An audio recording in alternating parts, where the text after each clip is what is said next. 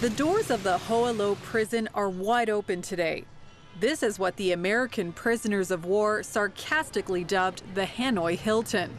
And every day, hundreds of tourists check in, looking for some remnants of the Vietnam War.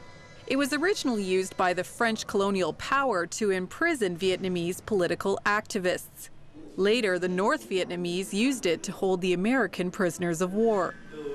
Here, they were brutally tortured, interrogated, and forced to make confessions. Not that you would know that from the videos and historic accounts in the museum. It's something striking about Vietnam. Even with its long history of war and suffering, there's little to show for it on the surface. Firmly in the grip of globalization, the Vietnamese are trying to keep up as fast as they can. But the people are also firm in the grip of a one-party system that has control over every area of life, including faith. Facing criticism from the outside, the Vietnamese government has made efforts to improve its reputation by allowing Christian churches such as this one to register. The problem is when a church registers, it forfeits control of when it meets, how often, and even who its pastor is. Our presence at this church, not to mention a camera, drew some attention. In this case, theology students wanting to practice English. 80 million people, yes. But Christian is have 1 million. They tell me what it's like to be a minority here. Though the seminary and church are registered, they've all had problems with authorities, especially if they attempt to evangelize or do outreach. That's why many Christians are going underground. This place is a secret refuge for men and women from the most persecuted area of Vietnam, the mountain region. Here they come to worship together and study the Bible. The men here today are from several tribes. Some are illiterate, some are former addicts, and some former witch doctors. Each had an encounter with God that changed the course of their life, and now they want to learn more about Him. What they also share is the experience of religious persecution. We've hidden their identities for their own protection. The threat of arrest, or worse, is very real. So they use a string. One of the men, Khan, shows me how local policemen arrested him and hung him by his thumbs. Sau đó 3 ngày sau thì công an xã và chủ tịch xã, bí thư xã thì nên mới về tống cổ xong là mới trói hai tay em ở đằng sau. Xong rồi về đến trên ủy ban xã thì công an nó buộc một ngón tay, cái này treo và buộc cái ngón chân của em treo được 3 tiếng đồng hồ. He can barely hide the pain of that moment, and it wouldn't be his last encounter with persecution. What made it worse was the isolation. Từ lúc đó thì em cứ cầu nguyện mãi thì em mà là thế nào Chúa cũng phải cho em gặp một người nào đó để giúp đỡ. Nếu mà không có thì chắc cũng không có tin lành. Chắc chắn có tin lành rồi thì phải có người giúp đỡ. Và có Chúa Giêsu đã chết ở trên thập tự giá rồi thì đã có Chúa rồi thì phải có con người để giúp đỡ. Thì em hy vọng cứ cầu nguyện mãi như thế thì em mới đi 3 ngày ở nhà ra để đi đến đường ô tô, trước đường ô tô đi bộ và đi ngủ trong rừng thì cũng không sợ báo, sợ hổ, chỉ sợ chính quyền nó bắt bớ.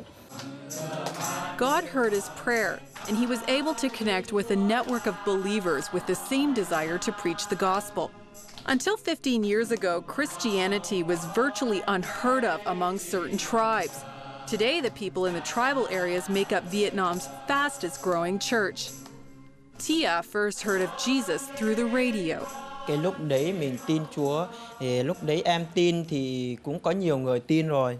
Thì điều phép cũng là lúc đó thì mình rất là ngạc nhiên, rất ngạc nhiên. Và mình nghĩ là đúng có một cái gì, đúng có một Chúa. That decision led to several imprisonments, but it hasn't deterred him from evangelism. The question is, why?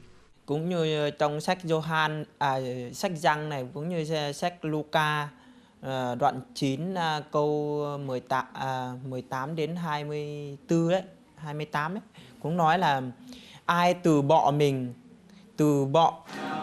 Following Christ has meant much trouble for Min. He had practiced idol worship his whole life, but when he got sick, he couldn't find relief.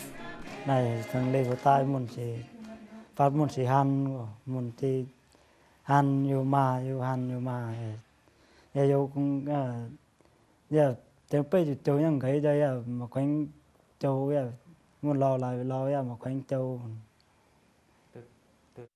He destroyed the idols, which angered many in his community. He was also brutally beaten by the police. He's not fighting back. Instead, he's equipping himself to teach and preach the salvation and love he found. Rồi nó tìm này con tôi giáo tôi pan tôi bơi cái đó pan han quá nín pan lo chú sâu châu lo nó tỉ lo bơi đến chỗ lo gói tải chỉ pan nhiều mấy con qua về. As these men study the Bible, they discover that being persecuted for following Jesus is nothing new. Though Peter has been arrested many times for going out to preach, he takes his persecution in stride. Em có tin nhưng mà em bảo là em tin rằng là kể cả nhà nước có bắt bớ gì thì cái người ta cho phép thì nó không cho là mình phải cứ đi, mình phải làm, kể cả khổ cái gì là mình.